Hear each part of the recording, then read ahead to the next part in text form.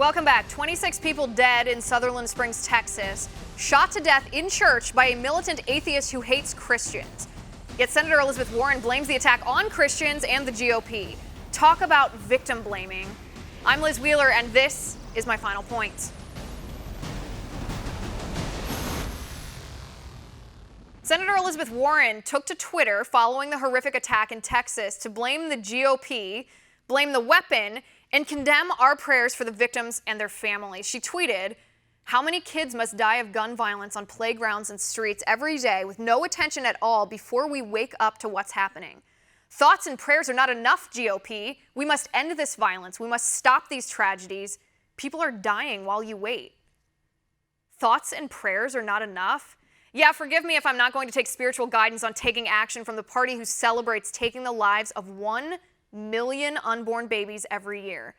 Senator Warren, all the victims of this attack were believing Christians who worshiped God, the Father, Son, and Holy Spirit. See, this is where you and I differ, where you are disconnected from the majority of the American people. You don't think praying is taking action. I believe prayer makes a difference. And so do millions and millions of Americans, including the Christians who were murdered for their faith in God at this church. Senator Warren goes on, "I'm heartsick for the victims, families, and community of Sutherland Springs, but I'm more than heartsick, I'm angry. How many more people must die at churches or concerts or schools before we stop letting the NRA control this country's gun policies?" Every place you mentioned, Senator Warren, churches, schools, concerts, and you might as well add to that list college campuses, temples, movie theaters, post offices, malls, elementary schools.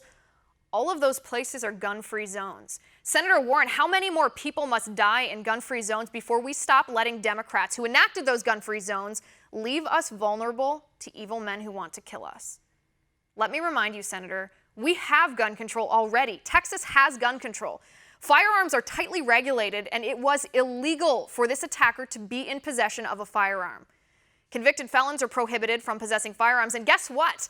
This attacker was court-martialed in the United States Air Force, and that is equal to a felony. Did that stop him from waging his attack?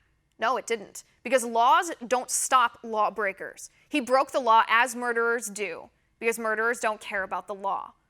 Gun control laws don't stop criminals from committing crimes, but gun control laws make innocent Americans sitting ducks. Senator Warren, you also didn't mention what stopped this attack.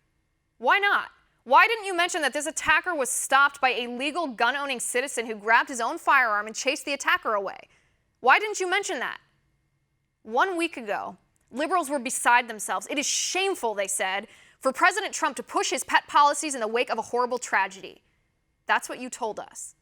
But now, 26 people are dead, and the first reaction from Democrats is to shove their political agenda down our throats, to attack our beliefs and force us to mimic their talking points.